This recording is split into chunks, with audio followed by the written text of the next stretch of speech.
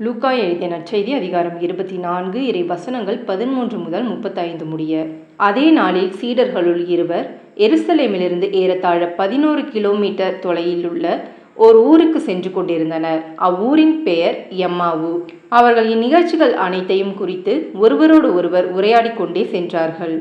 இப்படி அவர்கள் உரையாடி கொண்டும் வினவிக் கொண்டும் சென்றபோது இயேசு நெருங்கி வந்து அவர்களோடு நடந்து சென்றார். ஆனால் அவர் யார் என்று அறிந்து உணர முடியாதவாறு அவர்கள் கண்கள் மறைக்கப்பட்டிருந்தன. அவர் அவர்களை நோக்கி, வழிநெடுகிலும் நீங்கள் ஒருவரோடு ஒருவர் பேசிக் கொண்டிருப்பது என்ன என்று கேட்டார். அவர்கள் முகவாட்டத்தோடு நின்றார்கள். அவர்களுள் கிளையோப்பா என்னும் பெயருடைய ஒருவர் அவரிடம் மறுமொழியாக, எருசலேமில் தங்கியிருப்பவர்களுள் உமக்கு மட்டும்தான் இந்நாள்களில் நிகழ்ந்தவை தெரியாதோ என்றார். அதற்கு அவர் அவர்களிடம், என்ன நிகழ்ந்தது என்று கேட்டார். அவர்கள் அவரிடம், நாசரேத்து இயேசுவை பற்றியேதான் பேசுகின்றோம். அவர் கடவுளுக்கும் மக்கள் எல்லாருக்கும் முன்பாக சொல்லிலும் செயலிலும் வல்ல இறைவாக்கினராக திகழ்ந்தார். அவர் இஸ்ரேலை மீட்கப் போகிறார் என்று நாங்கள் எதிர்பார்த்து இருந்தோம். ஆனால் தலைமை குருக்களும் ஆட்சியாளர்களும் அவருக்கு மரண தண்டனை விதித்து சிலுவையில் அறைந்தார்கள். இவையெல்லாம் நிகழ்ந்து இன்றோடு 3 நாள்கள் ஆகின்றன. ஆனால் இன்று எங்களை சேர்ந்த பெண்களுள் சிலர் எங்களை மலைப்புக்குள்ளாக்கினர். அவர்கள் விடியற் காலையில் கல்லறைக்கு சென்றார்கள். அவருடைய உடலை காணாது திரும்பி வந்து வானதூதர்களை கண்டதாகவும் இயேசு உயிரோடு இருக்கிறார் என்று அவர்கள் கூறியதாகவும் சொன்னார்கள். எங்களோடு இருந்தவர்களுள் சிலரும் கல்லறைக்கு சென்று அப்பெண்கள் சொன்னவாறே இருக்க கண்டனர். ஆனால் அவர்கள் இயேசுவை காணவில்லை என்றார்கள்.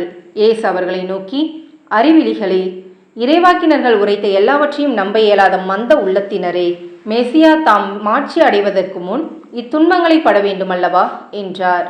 மேலும் மோசே முதல் இறைவாக்கினர் வரை அனைவரின் நூல்களிலும் தம்மை குறித்து எழுதப்பட்ட யாவற்றையும் அவர் அவர்களுக்கு விளக்கினார். அவர்கள் தாங்கள் போக வேண்டிய ஊரை நெருங்கி வந்தார்கள். அவரோ அதற்கு அப்பால் போகிறவர் போல காட்டிக்கொண்டார். அவர்கள் அவரிடம், எங்களோடு தங்கும், ஏனெனில் மாலை நேரம் ஆயிற்று, பொழுதும் போயிற்று என்று கூறி கட்டாயப்படுத்தி அவரை இணங்க வைத்தார்கள். அவர் அங்கு தங்குமாறு அவர்களோடு சென்றார். அவர்களோடு அவர் பந்தியில் அமர்ந்திருந்த போது அப்பத்தை எடுத்து கடவுளை போற்றி பிட்டு அவர்களுக்கு கொடுத்தார். அப்போது அவர்கள் கண்கள் திறந்தன. அவர்களும் அவரை அடையாளம் கண்டு கொண்டார்கள். உடனே அவர் அவர்களிடமிருந்து மறைந்து போனார். அப்போது அவர்கள் ஒருவரை ஒருவர் நோக்கி, வழியிலே அவர் நம்மோடு பேசி மறைநூலை விளக்கும்போது நம் உள்ளம் பற்றி எரியவில்லையா என்று பேசிக்கொண்டார்கள். அந்நேரமே அவர்கள் புறப்பட்டு எருசலேமுக்கு திரும்பி போனார்கள். அங்கே 11 அவர்களோடு இருந்தவர்களும் குழுமி இருக்க கண்டார்கள். அங்கிருந்தவர்கள், ஆண்டவர் உண்மையாகவே உயிருடன் எழுப்பப்பட்டார், அவர் சீமோனுக்கு தோற்றம் அளித்துள்ளார் என்று சொன்னார்கள். அவர்கள் வழியில் நிகழ்ந்தவற்றையும் அவர் அப்பத்தை பிட்டு கொடுக்கும்போது அவரை கண்டுணர்ந்து கொண்டதையும் அங்கிருந்தவர்களுக்கு எடுத்துரைத்தார்கள். இது ஆண்டவரின் அருள்வாக்கு. கிறிஸ்துவே உமக்கு புகழ்.